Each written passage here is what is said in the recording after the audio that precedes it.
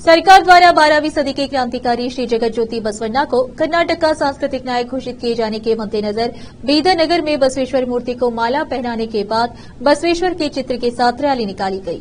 यह रैली बसवेश्वर चौक से पूज्य चन्नबसवा पट्टादेवरू तक निकाली गई। इस रैली में बसवराज थन्नूर, राजेंद्र कुमार गंगे, शिवशरणप्पा वाली, सुरेश चंदशेट्टी, सोमशेखर पाटिल, जिलाधिकारी Govind Reddy, SP Channabasavanna SL, CS Dilip Badole, Congress नेता मन्नान सेठ, अक्का गंगांबिका, विरूपाक्ष कादगी के अलावा अन्य उपस्थित थे। इस अवसर पर उपस्थित अतिथियों ने संबोधित किया। केपी न्यूज के कैमरामैन पप्पुराज का कवरेज।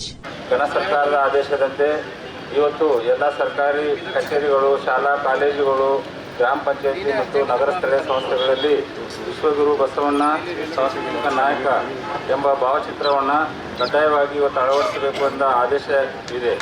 ಸೊ ಈ ಕಾರಣಕ್ಕಾಗಿ ಇವತ್ತು ಸರ್ಕಾರದ ಆದೇಶದಂತೆ ಎಲ್ಲ ಶಾಲಾ ಕಾಲೇಜು, ಸರ್ಕಾರಿ ಕಚೇರಿಗಳಲ್ಲಿ ಇವತ್ತು ವಿಶ್ವಗುರು ಬಸವಣ್ಣ ಸಾಂಸ್ಕೃತಿಕ ನಾಯಕ ಎಂಬ ಹೆಸರುಳ್ಳ ಕಾರ್ಯಕ್ರಮವನ್ನು ಯಶಸ್ವಿಗೊಳಿಸಬೇಕಂತೇಳಿ ತಮ್ಮೆಲ್ಲರಲ್ಲಿ ವಿನಂತಿಸಿಕೊಳ್ಳುತ್ತೇನೆ. ತಾವೆಲ್ಲರೂ ಹೆಚ್ಚಿನ ಸಂಖ್ಯೆಯಲ್ಲಿ ಬಂದು ಇವತ್ತಿನ ಈ ಕಾರ್ಯಕ್ರಮವನ್ನು ಯಶಸ್ವಿಗೊಳಿಸುತ್ತಿದ್ದಕ್ಕಾಗಿ ಜಿಲ್ಲಾಡಳಿತ ವತಿಯಿಂದ ತಮಗೆಲ್ಲರಿಗೂ ಧನ್ಯವಾದಗಳನ್ನು ಅರ್ಪಿಸಿ. ಬೀದರ್ ಜಿಲ್ಲೆಯ ಐತಿಹಾಸಿಕ ದಿನ ಬೀದರ್ ಜಿಲ್ಲೆಗೆ. ಯಾಕೆಂದರೆ ಬೀದರ್ ಜಿಲ್ಲೆ ಏನೆಂದರೆ ವಿಶ್ವಗುರು ಬಸವಣ್ಣನವರ ಮತ್ತು 770 ಅಮರ ಗಣಗಳ ಕರ್ಮಭೂಮಿ.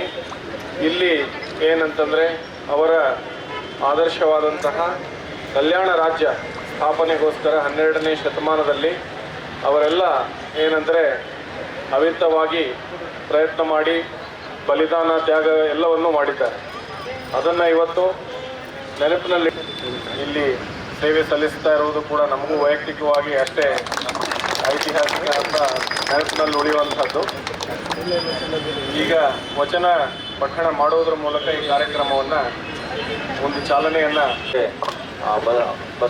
ವಿಶ್ವಗುರು ಬಸವಣ್ಣ ಅವರನ್ನು ಸಾಂಸ್ಕೃತಿಕ ನಾಯಕ ಅಂತ ಘೋಷಣೆ ಮಾಡಿದೆ. ಇದು ತುಂಬ ಸಂತೋಷ ತಂದಿದೆ ನಮ್ಮ ಜಿಲ್ಲೆಗೆ. ಯಾಕಂದರೆ ಬಸವ ಕಲ್ಯಾಣ ನಮ್ಮ ಬೀದರ್ ಜಿಲ್ಲೆಯಲ್ಲಿದೆ, ಬಸವಣ್ಣ ಅವರು ಧರ್ಮಭೂಮಿ ಇದೆ.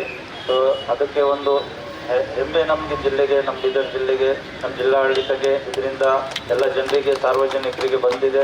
ಮತ್ತು ಎಲ್ಲ ಸರ್ಕಾರಿ ಕಚೇರಿಗಳಲ್ಲಿ ಇವತ್ತು ನಾವು ವಿಶ್ವಗುರು ಬಸವಣ್ಣ ಸಾಂಸ್ಕೃತಿಕ ನಾಯಕ ಅಂತ ಈ ಫೋಟೋ ಅನಾವರಣ ಕೂಡ ಹಮ್ಮಿಕೊಂಡಿದ್ದೀವಿ. ಮಾನ್ಯ ಜಿಲ್ಲಾ ಉಸ್ತುವಾರಿ ಸಚಿವರು ಕೂಡ ಇವತ್ತು ವಿಶ್ವವೇ ನನ್ನ ಮನೆ, ಮಾನವ ಕುಲವೇ ನನ್ನ ಕುಟುಂಬ ಅಂತಕ್ಕಂಥ ಅಧ್ಯಯನ ಇಟ್ಕೊಂಡು ಬಸವಣ್ಣವರು ಬಂದರು.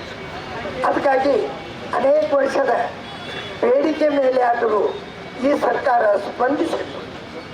ಈ ಕರ್ನಾಟಕ ಈಗ ಸಾಂಸ್ಕೃತಿಕ ನಾಯಕಂದು ಘೋಷಿಸಿದ್ದು ಬಸವಣ್ಣವರಿಗೆ ಮಾತ್ರ ಬಂದಿಲ್ಲ, ಇಡೀ ಕರ್ನಾಟಕ ಸರ್ಕಾರಕ್ಕೆ, ಕರ್ನಾಟಕ ಜನರಿಗೆ, ಮಾನವತೆಗೆ ಇದು ರೀತಿ ಮಹಾರಾಷ್ಟ್ರದಲ್ಲಿ ಶಿವಾಜಿ ಮಹಾರಾಜರನ್ನ ಮಹಾರಾಷ್ಟ್ರದ ಸಾಂಸ್ಕೃತಿಕ ನಾಯಕ ಅಂತ ಕರೀತಾ ಇದ್ರು. ಆ ರೀತಿ ಕರ್ನಾಟಕ ಅಂದರೆ ಕುವೆಂಪು ಅವರು ಕಡೆ ಹೇಳಿದ್ರು, ಕರ್ನಾಟಕ ಅಂದರೆ ಬಸವಣ್ಣ, ಬಸವಣ್ಣ ಅಂದರೆ ಕರ್ನಾಟಕ. ಹೀಗಾಗಿ ಕರ್ನಾಟಕದ ಸಾಂಸ್ಕೃತಿಕ ನಾಯಕನಾಗಿ ಬಸವಣ್ಣನವರನ್ನ ಸರ್ಕಾರ ಅಧಿಕೃತವಾಗಿ ಘೋಷಣೆ ಮಾಡಬೇಕನ್ನುವಂಥ ಒಂದು ಬೇಡಿಕೆ ಈ ನಾಡಿನ ತುಂಬ ಬಹಳ ವರ್ಷಗಳಿಂದ ಇತ್ತು. ಈ ಬೇಡಿಕೆಯನ್ನು ಆಲಿಸಿ ಈ ಕರ್ನಾಟಕದ ಸರ್ಕಾರದ ಮಾನ್ಯ ಮುಖ್ಯಮಂತ್ರಿಗಳಾಗಿ ಸಾಂಸ್ಕೃತಿಕ ನಾಯಕರಾಗುವಂತಹ ಎಲ್ಲ ತತ್ವಗಳು ಅವರ ಸಿದ್ಧಾಂತದಲ್ಲಿವೆ.